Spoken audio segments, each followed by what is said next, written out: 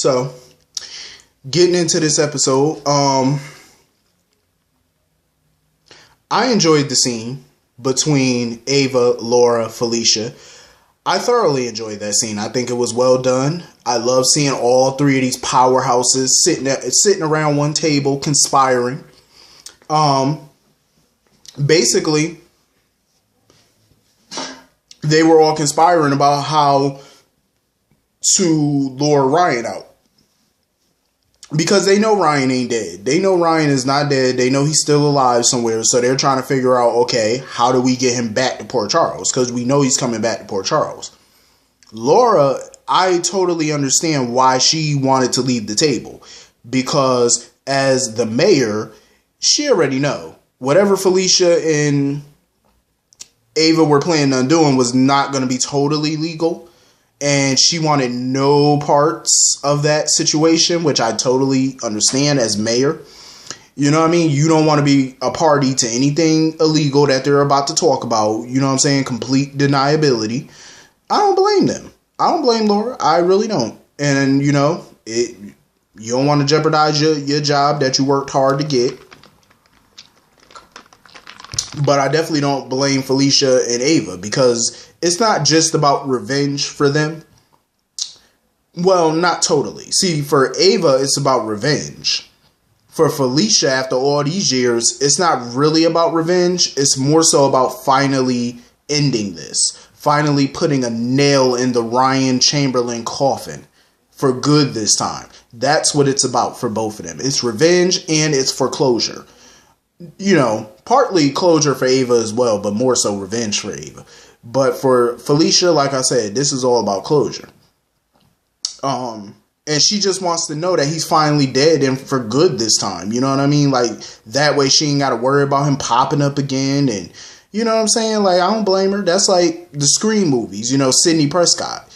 She don't want to have to keep worrying about Ghostface and stuff. But the problem is you got different types of ghost faces. That's the problem with that one. But,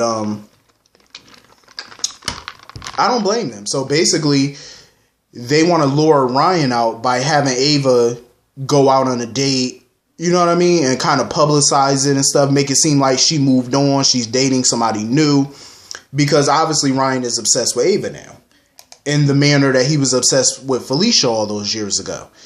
So they want to get him jealous, lure him out, because maybe he'll come after Ava and the date. Which I'm pretty sure the date is probably going to be Scott Baldwin more than likely. Because, you know, Ava trusts him. So, of course, it's going to be Scott, probably. I'm willing to put money on it that it's going to be Scott. So, I'm not mad at that plan. You know, you got to do what you got to do. You know what I mean? Like, it's time to nip this in the bud. So, I can't blame Ava. Like, Ava ready to shut it down for good this time. And Felicia is too. So, I can't blame them. It's a good plan. Hopefully, it works. Which I think it will. You know, because you know how Ryan is, you know, you got to play on him sometime.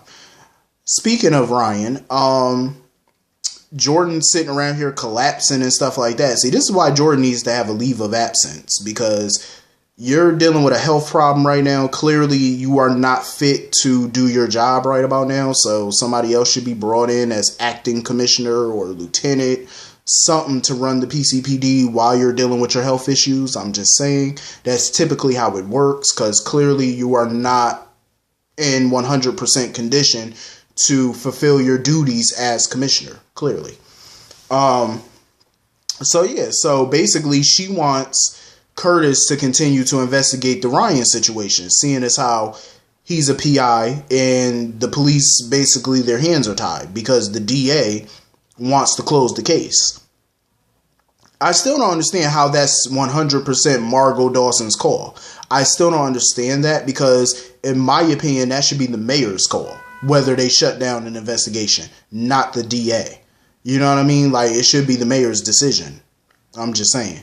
But she got the test results back, and apparently Ryan's hand was severed while he was still alive.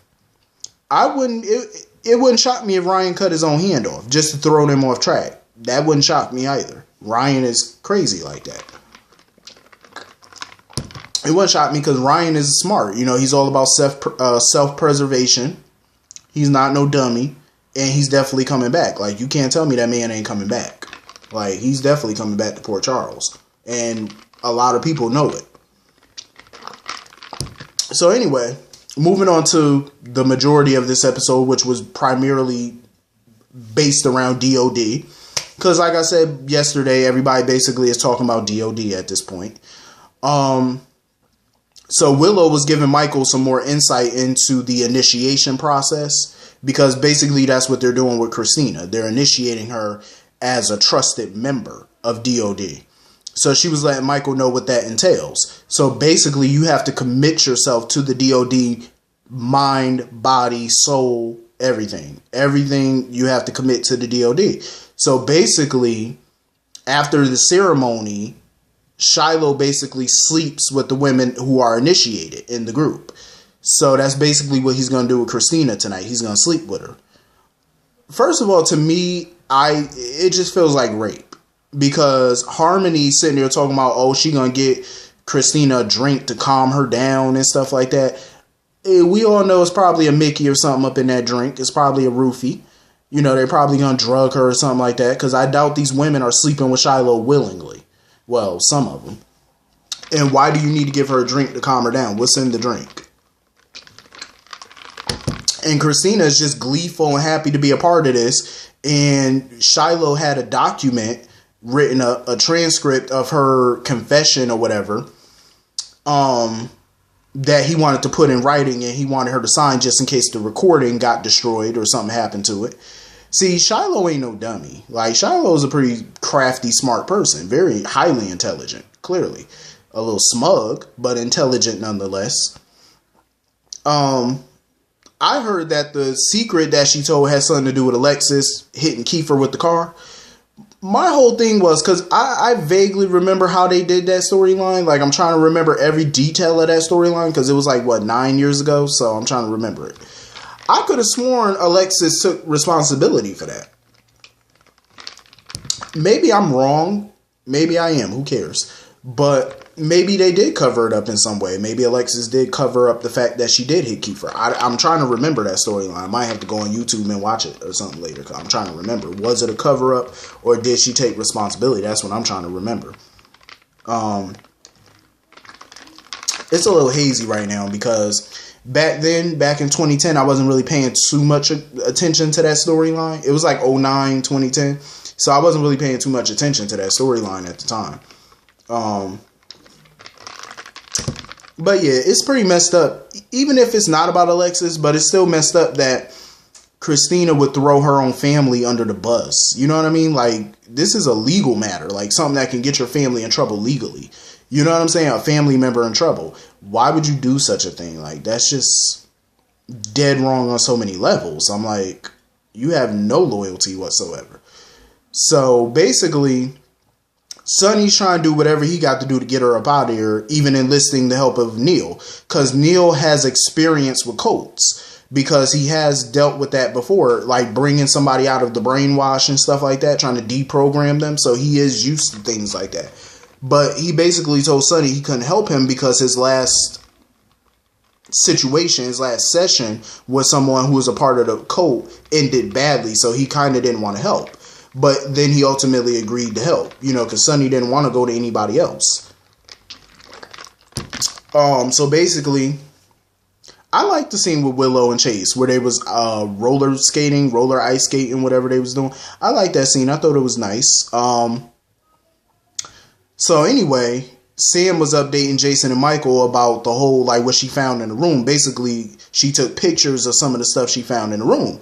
It was a tattoo kit. Because Willow also said that he likes to mark the women and stuff like that. Basically brand them with the DOD symbol or whatever it is.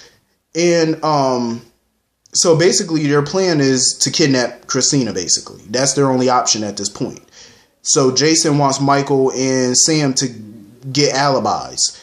So that way when they kidnap her, the cops won't come looking for him or Sam or, you know what I mean? Because Sonny's just, you know, want this done. Because he was like, we'll deal with the fallout later. That's basically how him and Jason see it.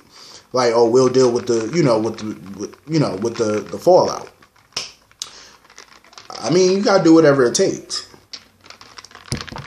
they're doing whatever it is at this point to get her up out of there, because it's going to go from bad to worse real soon.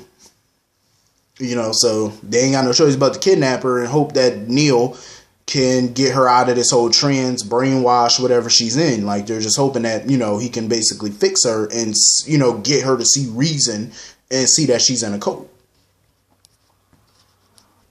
Either way, this whole thing is a hot mess. I'm ready for it to end. But that was pretty much the episode.